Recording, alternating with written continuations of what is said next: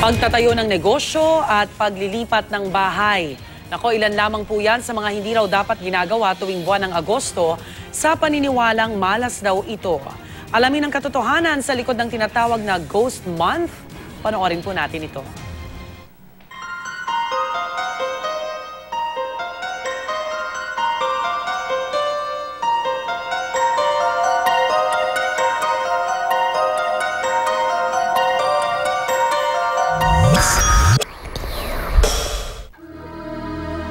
Ipinagdiriwang ng mga kapuso nating Chinese ang Ghost Festival simula ngayong buwan. Ang Ghost Month, nagpa-fall under siya sa 7 July ng Chinese Lunar Calendar, which is this year, nag-start siya August 14 hanggang September 12. Ito ang panahon kung kailan ng mga kaluluwa na may mga unfinished business pa, di umano'y nabibigyan ng pagkakataon para gumana sa mundo nating mga buhay. Sila rin mga napatay, na-rape, or may mga mishaps na nangyari daw sa kanila, kaya daw sila nagiging hungry ghosts. That's one explanation.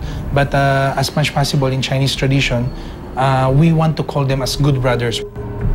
Sa unang araw ng Ghost Month, sinasabing nagbubukas ang gate ng Hell World kaya malayang nakakabalik ang mga kaluluwa sa ating mundo. Ito ang ilang paniniwala sa Ghost Month. Malas daw kung mag-uumpisa ng negosyo sa panahong ito. Hindi rin maganda kung lilipat ng bahay. Iwasan din umano ang pagta-travel o adventure lalo na kung may kaugnayan sa tubig. Mostly, ang water in Feng Shui is a symbol of yin.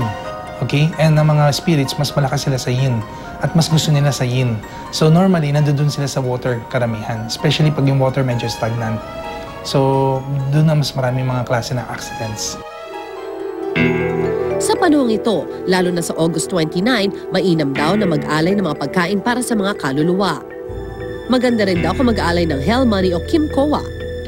Para matanggap nila ito sa kabilang buhay, dapat daw sunugin ang mga ito sa mundo nating mga buhay. So pag the more na magiging masaya sila, more prayers mag-receive din natin. So syempre ipapray over din niya tayo dahil pagiging mabuti natin, then mas mabibigyan tayo ng biyaya.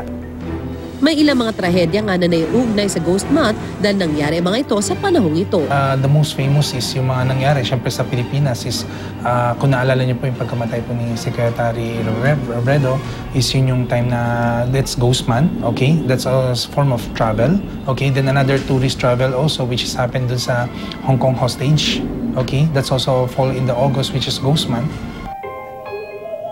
Mga kapuso, iba't iba tayo ng paniniwala. Ngunit ang mahalaga ay meron tayong paggalang sa ating kapwa.